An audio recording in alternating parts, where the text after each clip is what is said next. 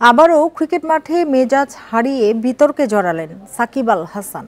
ফতুল্লায় ডিপিএলে prime ব্যাংকের বিপক্ষে ম্যাচের আগে এক ভক্ত ছবি তুলতে গেলে মোবাইল কেড়ে নেওয়ার চেষ্টা করেন এবং মারতে উদ্যত হন তিনি। বিকাশে কম খরচে ক্যাশ আউটের লিমিট বেড়ে 50,000, প্রিয় এজেন্টও 2টা। টসের আগে কোচ মোহাম্মদ সালাউদ্দিন ও সোহেল ইসলামের সঙ্গে কথা বলার সময় এক দর্শক মাঠে ঢুকে সাকিবের সেলফি নিতে চাইলে বিরক্ত হন শেখ জামাল অলরাউন্ডার। মোবাইল কেড়ে নেওয়ার চেষ্টা করে ব্যর্থ হলে সে ভক্তকে ঘাড় ধাক্কা দিয়ে বের করে দেন। এর আগে ইংল্যান্ডের বিপক্ষে সিরিজ চলাকালীন সময়ে এক ভক্তকে ক্যাপ দিয়ে মাথায় আঘাত করেছিলেন সাকিব। তবে একই সঙ্গে মাঠে ক্রিকেটারদের নিরাপত্তার বিষয়টিও এই ঘটনায় আলোচনায় এসেছে।